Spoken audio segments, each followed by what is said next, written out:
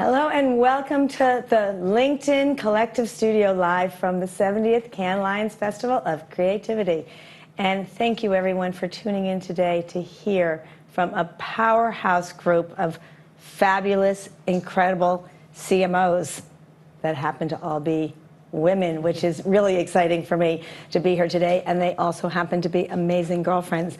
So we are so excited for all of you to be able to listen, to learn, but also to share, because we want to hear from all of you. Send us in questions, and I will sprinkle them into this conversation, because that's what LinkedIn is all about. It's all about sharing with one another. We do LinkedIn Live series all the time called Power of the Pack. A woman alone has power. Collectively, we have impact. And that is what this is about. It's caring, sharing, listening, learning, and growing together. And you guys, watching you grow and get to where you are just makes me so proud. So I would love for you to share with everyone who you are, what you do, and I want you to tell me, we're going to be talking about CMOs, what the future holds for you in the C-suite, but I want to know where you've been, where you are, and where you think you're going, and how your roles have evolved. But first, tell me in your description how you describe yourself on LinkedIn. I want to hear about your LinkedIn description, and then I want you to tell everyone what we might not know about you on LinkedIn. I'm giving you time to think, because LinkedIn, we're going unscripted, okay? Of course we are. Stay tuned, everyone. We're going unscripted. So I'm giving you a pause for a moment to think. Your time is up. Carla. Of course, I have to start. So I'm Carla Hassan, the Chief Marketing Officer at JPMorgan Chase. So excited to be here, Shelley, and so excited to be with you lovely ladies. It's always so nice when we get a chance to do this, certainly in a setting that's as beautiful as this. Gosh, where I have, so let's start with the LinkedIn question. So how I would describe myself as on LinkedIn is I am the Chief Marketing Officer at JPMorgan Chase. I'm a marketer through and through, and so I have been doing this thing called marketing for a very long time. That's how, from a work perspective, I define myself. That role has changed dramatically over the last 20 some odd years, and so I find that it is probably the most exciting time actually right now to be a CMO, wearing so many different hats. I think the fundamentals have not changed, and we'll talk a little bit more about that, but sort of the tools that we have and the things that we are responsible for have grown over the years, which is really, really exciting for me. What people would not know about me on my LinkedIn, I live my life pretty open, and so lots of folks, will tell you that I like to dance. I like to do a little, TikTok dance every once in a while.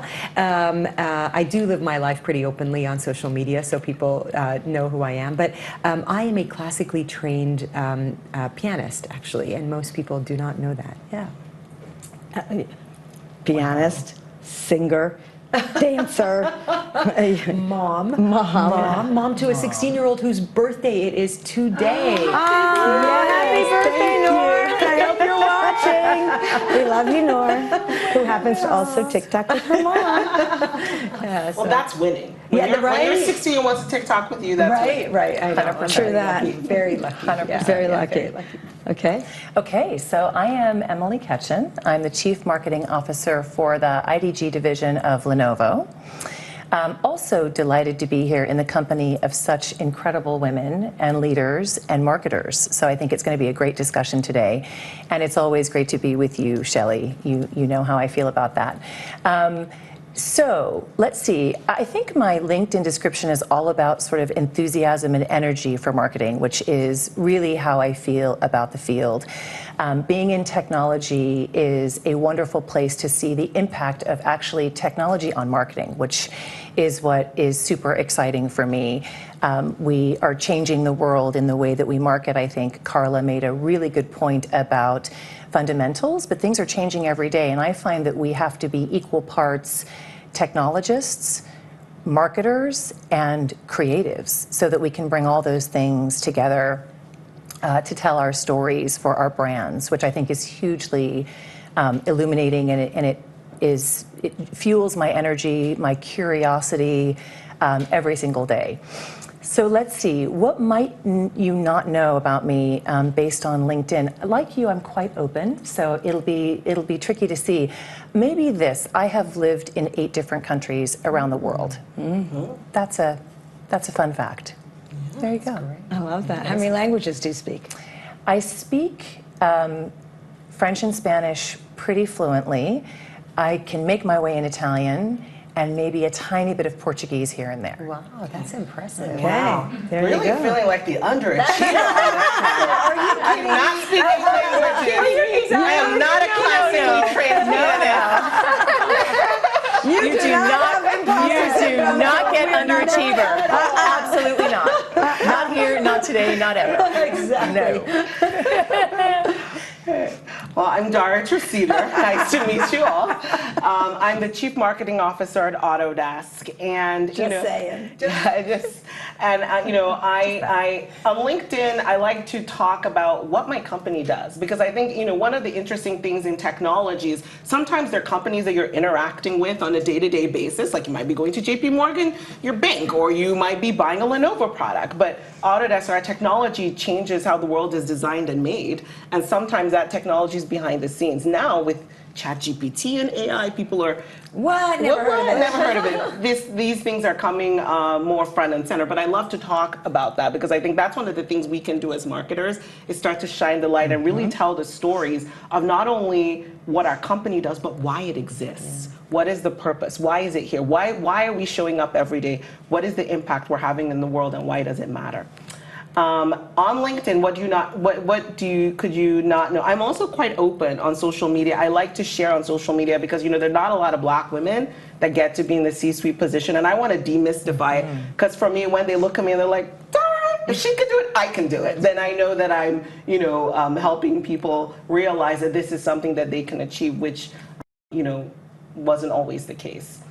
So I try to be open, but one of the things that you might not know about me is that I'm an amateur singer, so I'm not classically trained. I know, we're doing on this stage today. LinkedIn Live, here we come. I'm not classically trained. I do have music on iTunes and Spotify, but no one listens to it except very few people in Finland. Wait, you have? Yes, I have music. I will not tell you what my stage name is because it is very bad. I believe the reviews on iTunes, Well, they build let's ask character. everyone what they think. Tell us what it is, and let's ask everyone if they like it.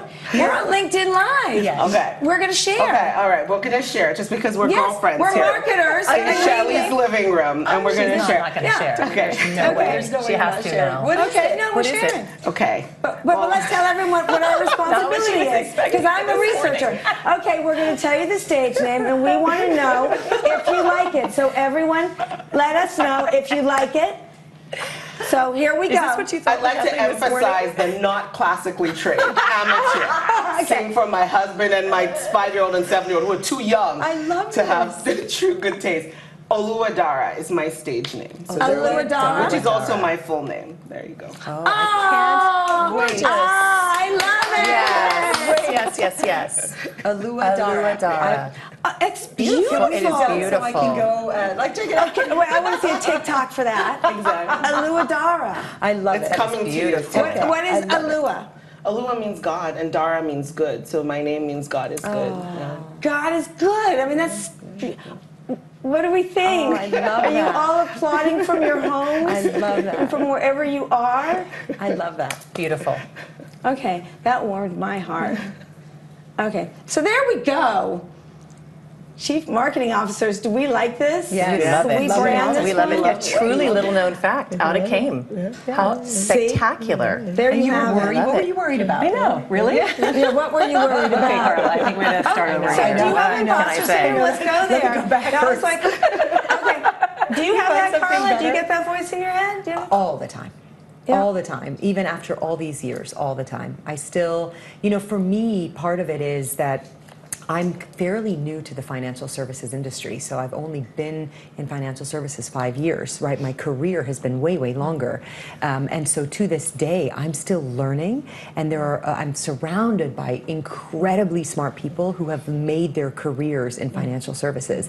And so there are, there is information, there are words, there are, phrases, there are just things that they know naturally because they've been doing it for 20 some odd years. It's sort of like how how I feel about the craft of marketing. I can, you know, I love it, and it comes so natural to me, and the language is so easy, and the craft is something that I'm so curious about. That's how I'm surrounded by folks that have grown up in financial services that way. And so for me, sometimes I sit in rooms and I'm like, do I ask if I don't know that, or do I wait? Do I find the person who I can be vulnerable with and say, you know, in the middle of the meeting, send an email and be like, what does that mean? Right? Because you're the chief marketing officer of the firm. You should know everything. And so there are moments when I'm sitting in the room and I'm like, I don't know, and I am not sure if I should ask. I found that when I ask, generally, there are people in the room that also have been asking the same question or thinking the same question, and so I've become much more comfortable, but I definitely have imposter syndrome. So is CMO, a CMO, a CMO from industry to industry, because you've gone from different industries? Is it the same role? It's a very good question. It's changing, for sure. I think the fundamentals are the same, right? When you think about setting visions and leading teams and marketing strategy, I think that is very similar. But different industries are very different, and we're finding ourselves actually in a place today where, so for example, I grew up in consumer packaged goods, right? So consumer packaged goods doesn't have the same amount of data that financial services has. And so, you know, it's incumbent upon us now in financial services to think about, you know, the data that we have and how we drive insight from that data and how we drive performance from that insight. And so, you know, I find that increasingly in this role, I have a CFO hat on, I have a CMO hat on, I have a CTO hat on, a CPO hat on, but the fundamental thing that has not changed, that doesn't change throughout any industry or frankly any time, is you've got to put your client, your customer, your consumer at the heart of it. Like, solve for their problems and their needs. Everything else is something that is driven by the industry that you're in, or the platforms that you have, or the tools that you have available to you. But putting the customer at the heart of it, I think, is always fundamental, no matter what industry. And so, Emily, what about you? You know, from the evolving CMO role, have you found that role and the expectations changing and evolving? Yeah, absolutely, and I think that Carla is spot on. The requirements of the role have changed enormously. I talked a little bit about the fusion of technology in the role, right? So I don't think you can just be traditionally attached to sort of strategy, insights, what is your media plan, sort of rewinding 10, 15, 20, 25 years ago. It's all about being very agile and understanding data sets, understanding what insights those data sets will give you. And I think, Shelley, ultimately for CMOs today is to be chief growth officers. That's really where the intersection of the marketing discipline and the business happens. You know, marketers have to be much closer to their chief financial officers than ever before, to their chief executive officers than ever before, because of the pressure and the responsibility that comes with sort of that spend that I think so many CMOs have both the privilege and the responsibility for. So the data, the creativity, and the fusion of those to help storytell and set your brand apart. I loved what Dara said about, you know, telling the stories, and I get to speak on behalf of my brand. It's really important when we think about our stories at Lenovo. It's all about the democratization of technology. It's smarter technology for all. And that's very intentional in the context of how we go to market. So yes, it has changed. There's a lot of pressure. Many of us, I'm sure, find that pressure inspirational, but you have to be agile and adept, and you have to be an experimenter, and you have to be willing to learn all the time, all the time. Does the CMO currently report into the chief operating officer, or to the CEO, or to the CFO, or to the CCO, chief commercial officer, or to the CRO, or to, like, Who is it reporting into? It's a great question. I think my experience tells me every company is different. Because I'm the CMO of a division, I report into the president of the division. So the actual person who leads the division. I carry a second line to our corporate CMO, and I carry a third line into our head of sales for the world. Because I think it's really important to have proximity to your sales organization to also understand how to enable sales, especially in a really competitive area. So for me, it's 3 lines. And do you feel that you have a clear vision and communication, line of communication to the operating units and to the CEO to understand what his or her vision is, and to, all of your areas to very clearly have responsibility and accountability, knowing what your role is? Yes, absolutely. And that's always a two-way conversation, because what we're talking about also is things change quickly. And so staying tuned in, understanding what their priorities are, what your priorities and your vision is as the functional expert. How are you leading marketing? What is the vision that you're setting? How are you upskilling your organization? And then the third branch of that is, what do customers need and what do they want? What are they looking for? A lot of our customers today are asking questions like, how will I use AI? How will I use big data? How will those things come together for me? So it's a fusion of the vision of the organization, the vision of your function, and what do customers need and want. And that's a continual conversation. Dara, what's your perspective on the current roles and expectations of CMO? Has it changed from where you started and where you are today? We'll go to the future in a minute.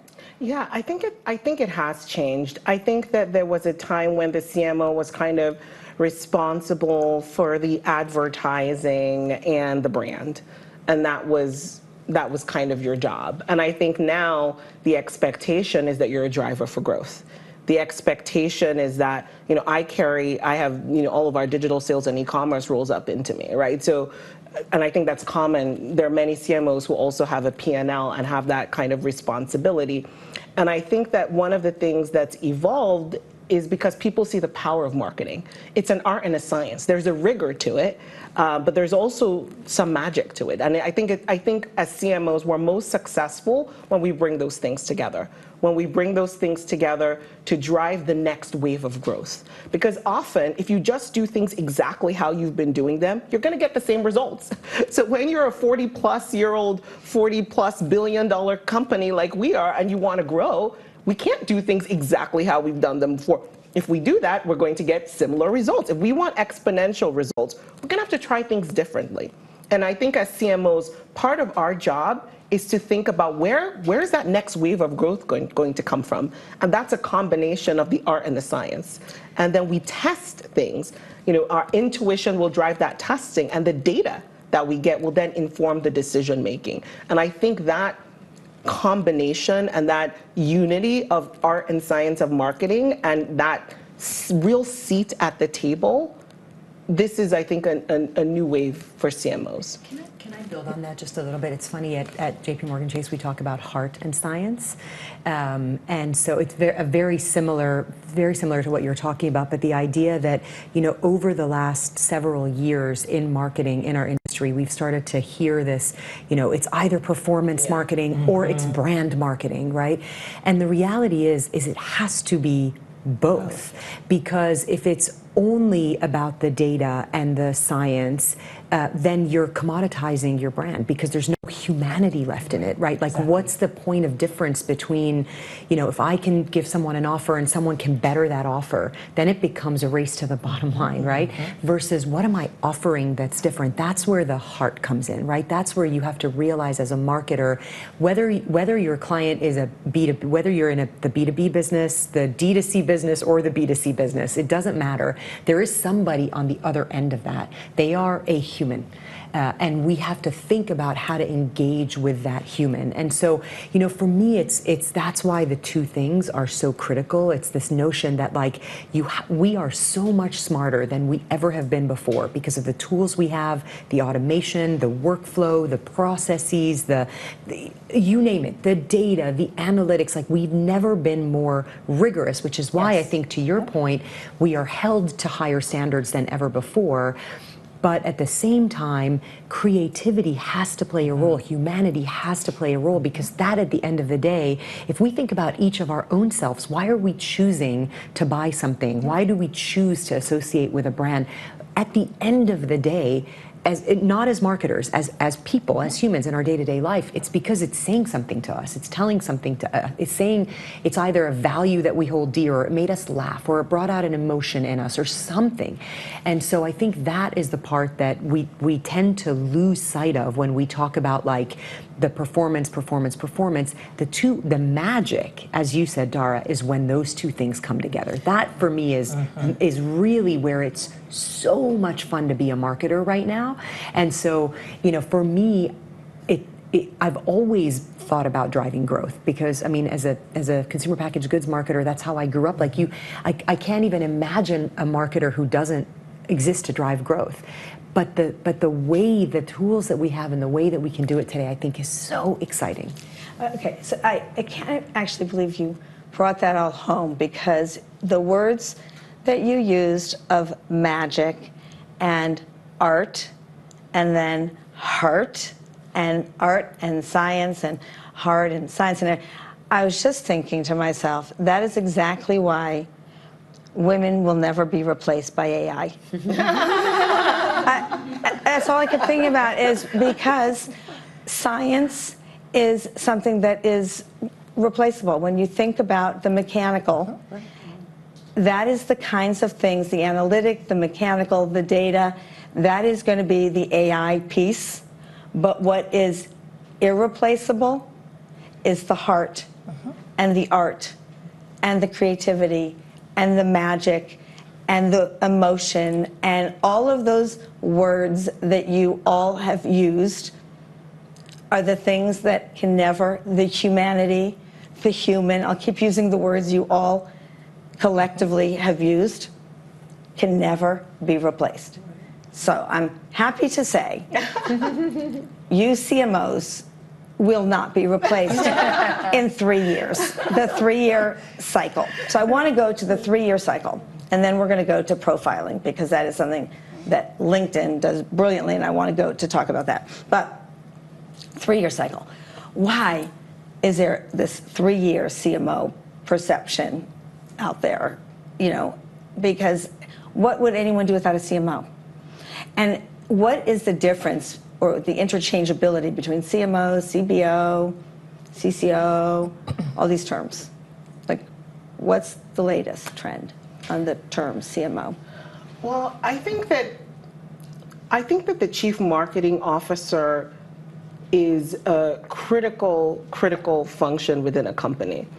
And the reality is that I think that there has been way too much noise being made about like CMO tenure, and I think it does us a little bit of a disservice, kind of the way there's been like, this is performance marketing. Guess what? If I'm a CFO and I hear that, I hear, well, this doesn't perform. That's what I hear. So that's why it's like, you know what? All my marketing performs. There are different ways they perform, but they all perform.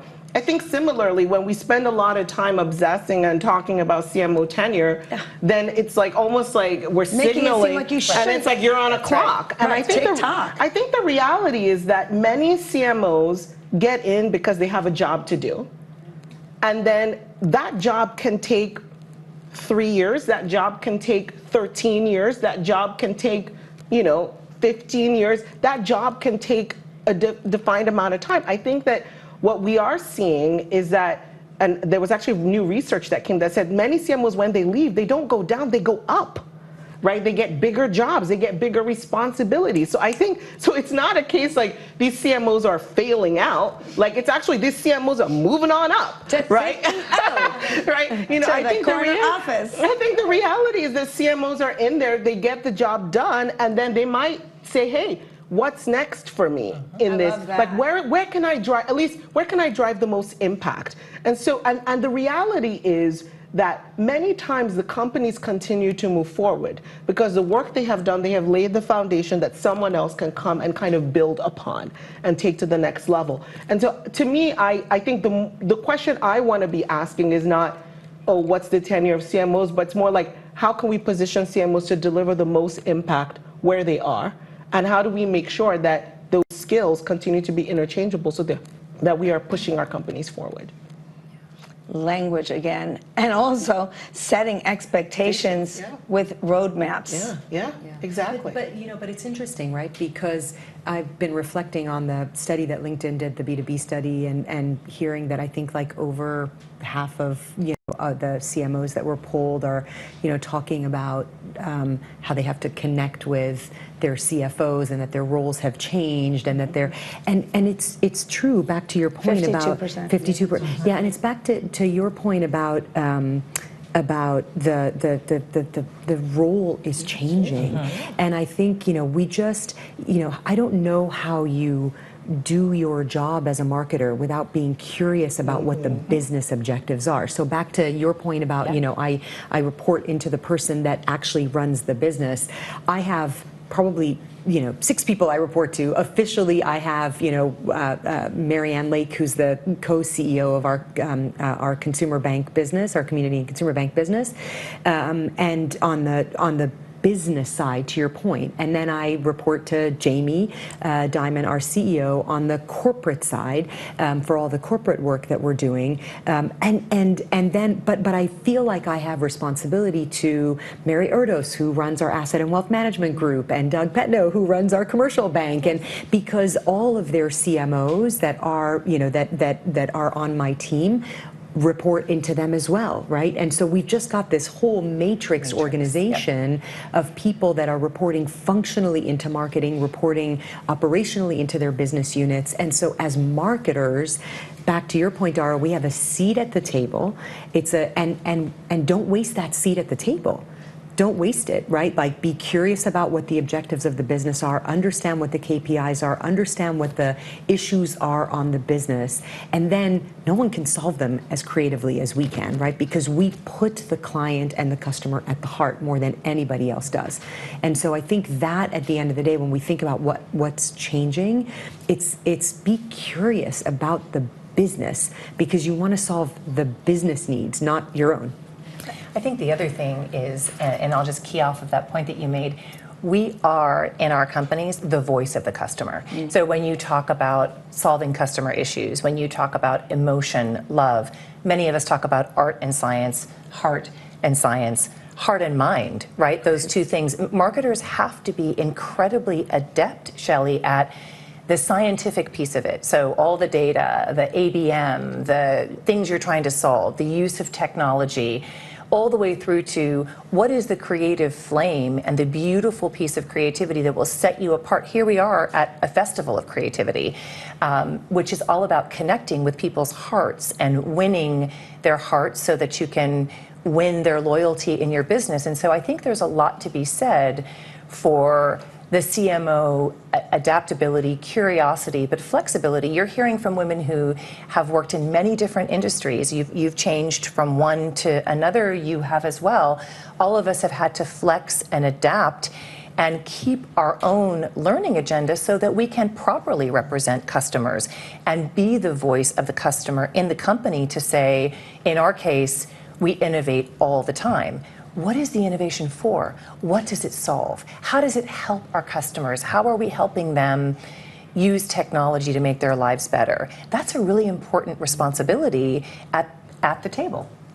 Okay, but now let's go to, with your CMO role of the past, which was marketing and creative, with the evolved role of CMO with responsibility of revenue and bottom line performance.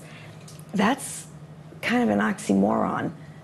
Creative, financial, like, that's hard to juggle. How do you deal with that, like, as a marketing creative person? Well, I think the first thing is the team. right? I mean, I'm nothing without my team. So I think the most important thing is like assembling rock stars, like the people who are excellent and best at what they do, and then creating an environment where everyone can thrive, and creating a culture of testing and innovation. Because I think one of the things that happens a lot is we say we want change, we want transformation, we want growth, but then people feel like there's not a lot of space to try new things. They feel like they're going to be punished, or they don't feel free to like come up with something and try something and drive things. And so I think that we actually have to start incentivizing and rewarding testing. We have to start incentivizing and rewarding innovation. Yeah, like where's that KPI? Where is that KPI? And by the way, driving, give me that KPI. yeah, you know, and driving results and accountability. So the way I think about it is, you know, being a CMO in tech and having, you know, spent a lot of time in Silicon Valley, it's like a portfolio approach, right? This is what venture capitalists do. They make a couple of bets. They don't know which exact bet is going to completely, you know, give them the outsized returns, but they know that with this basket of these different bets, I'm going to end up delivering this return to my investors, and this is my target returns. I think it's the same way for us when it comes to return on marketing investment. So you assemble that great team, you create a culture where everyone can thrive, you're very clear on the KPIs and the targets, but you create room for the unexpected. You create room for the innovation. And I think that's how you really are able to kind of make sure there's space for creativity, but you're still delivering on that bottom line and driving the business results that are needed. I love that. I couldn't agree more. Love that. It's actually one of the reasons that we are here, in addition to all of the incredible work that we see, the inspiration from that work, and what is the learning agenda for your teams while we're here this week? You know, we've been in meetings as a team as we've gone forth into this festival with what do we want to learn? Who is innovating? What can we do, exactly to your point, before anyone else does it? Because that is innovation. That is representing your customers in the best way, your brand in the best way. So I think it's a huge asset to be testing and innovating and out there and trying new things.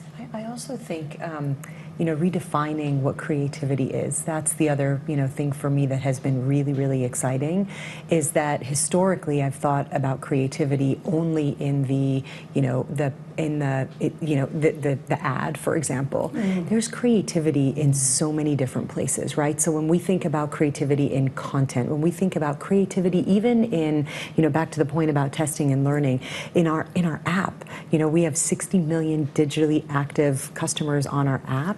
And so when you think about the creativity that is needed to test the things you're talking about, you can move, you know, something from here to here on the, you know, and it has, you know, hundreds of millions of dollars in NPV, you know, like value for the company on a platform that's that big. To me, that's also creativity. It's not just how we think about, historically, how we've thought about creativity. It's can we as marketers be more creative in problem solving, right? And so obviously the creativity piece never goes away as we're talking about it now, because we need that for the human side, but there is creativity in how we problem solve as well. If we go back to what we were saying, which is, you know, you understand what the business needs are, you marry that with what the customer needs are, put those two things together.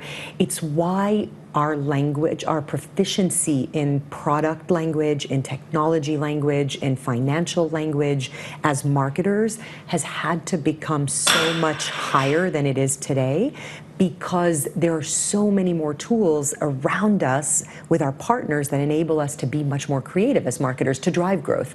But we've got to find that creativity in different places, not just in the historically, you know, in the places traditionally that we've talked about, which is frankly why we're here this week. But I think about creativity very differently today than I did. It's an and for me, not an or. Well, it has to be. I mean, look at, we're living in an omnipresent world. Right. Like, you know, IWWIWI, I want what I want when I want it, and it's everywhere, anywhere, you know, every second of the day, and everyone's multitasking on, consuming on steroids. I mean, it's like a crazy world, and you have to think differently with consumer at the center.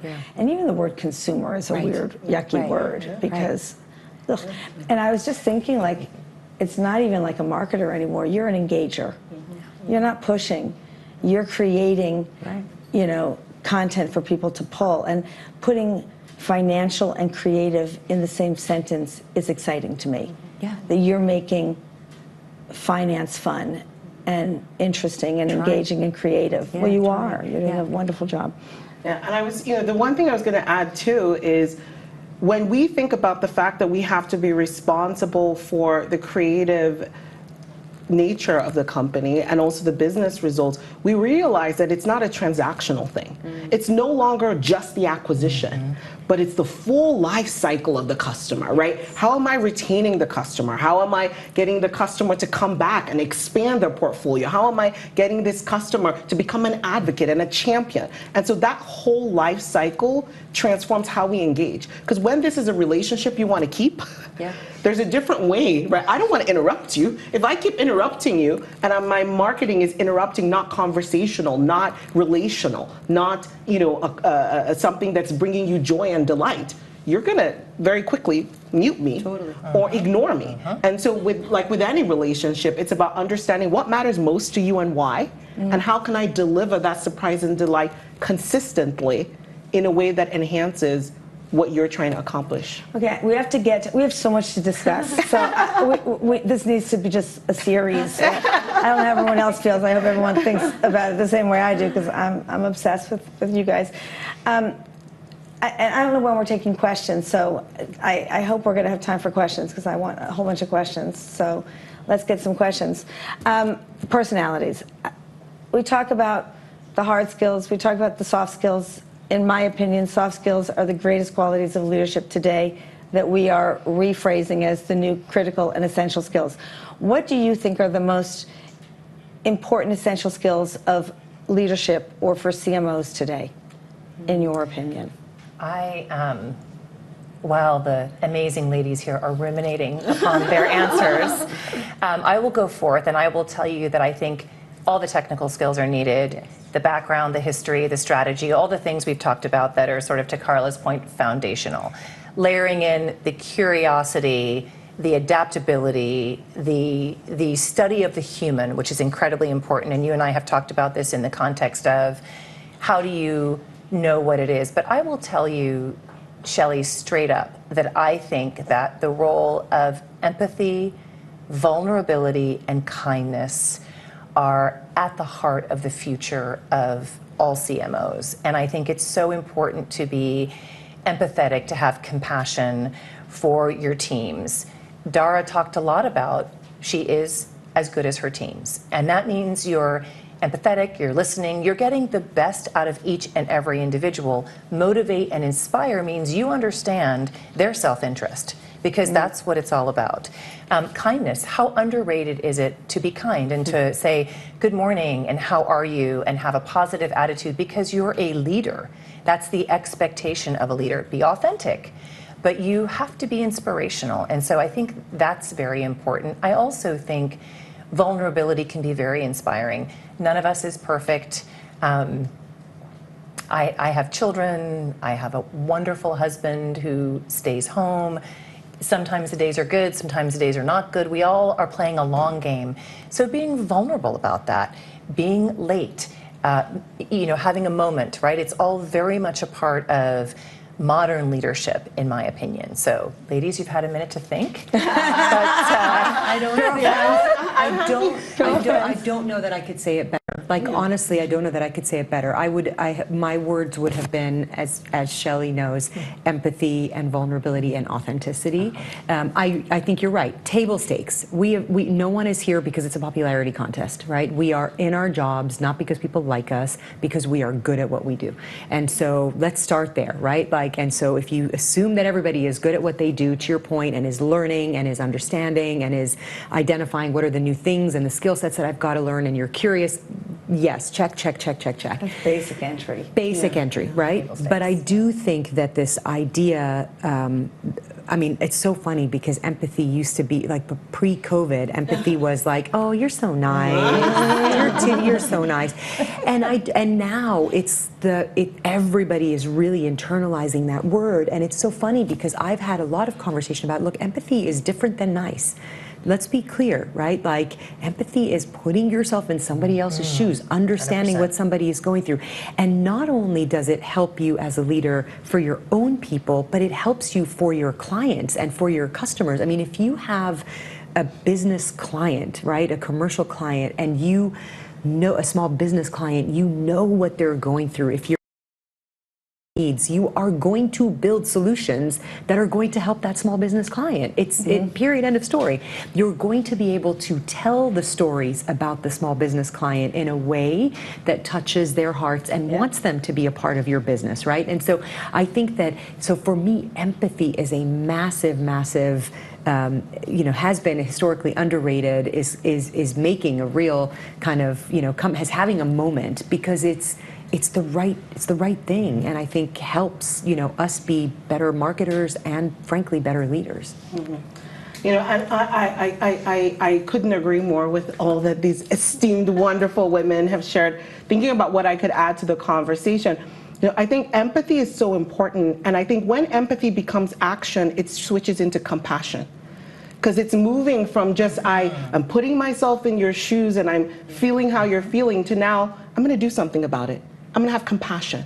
I'm going to extend compassion. I'm going to extend grace. What does that mean in terms of how we interact with our customers, how we interact with our partners, how we interact with our colleagues, how we interact with our team? So I think compassion is really important. Clarity as well. Bringing clarity to chaos is such a powerful skill. And it's actually something that I've learned from my husband. He works in tech, but he's also a Marine in the reserves. And one of the important things is, like, when there's chaos, you got to bring clarity. Where's the focus? What are we going to do? And I think that's such an important skill set, and something that I have found is very useful. And it's useful at every step of the way. It's amazing even you get an intern and they bring clarity. And they bring, that's such a powerful thing. And then the last thing I would say is courage. I think it's important to have courage.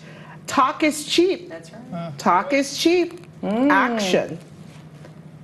Sticking with action is hard.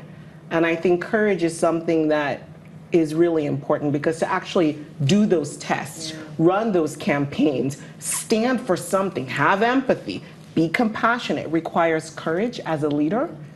And I think that's those, so I would say courage, clarity, and compassion to build on all of the wonderful things. It's so interesting to hear you speak, because again, I'm reflecting on this LinkedIn B2B study that is so fascinating to me, because the whole idea, right, is that there's this, a lot of the data that has come out is like, people in the B2B industry feel like creativity is something that, like, you shouldn't necessarily, like, it doesn't have necessarily a big role, right? Like, not here, because you're talking to a business. Don't need that. But everything that you have said, right, when you talk about courage, when you talk about clarity, when we talk about empathy and authenticity, all of that allows you to, as a leader, to understand who that customer is, who that client is, to be able to tell those stories that are really authentic for them, because they are people, right? Yeah. So, it shouldn't be any less important to be creative and tell stories when you're talking B2B versus any other industry, any other medium. It's the most important thing to be an amazing storyteller, especially as a CMO. Yeah. Okay, so we have to wrap, which is so incredibly sad to be continued. But I just wanted to add one more thing about the B2B marketing benchmark report, because I think this is really an interesting statistic. Only about 2 in 10 CMOs in the B2B marketing benchmark report strongly agreed that they've strengthened skills to demonstrate B2B marketing impact and help the CFO, CEO understand the value of brand marketing and creativity in B2B marketing. So I thought that was kind of a crazy statistic. Yeah. Okay, thank you to everyone today, and thank you for joining us. Follow along all of my amazing CMOs on LinkedIn, and you can see the B2B benchmark report from the link, which is on the bottom of your screen now. So join us for the next live stream today at 3 p.m. is AI-powered B2B marketing trends and dangers. Woo. This discussion is hosted by Dan Shapiro, COO and Senior VP at LinkedIn, and features Taj Reed, Global Chief Experience Officer at Edelman, Val Vacante, VP of Solutions Innovation at Dentsu, and Dan Gardner, Co-founder and Executive Chairman at Code and Theory. Oh, they're going to discuss opportunities, challenges, and questions that B2B marketers have about AI, including how to use AI ethically and responsibly. Very important topic. Developing a better understanding of AI's potential in marketing, how to use AI right now to increase your efficiency and boost your results. Thank you, everyone, and have a great day.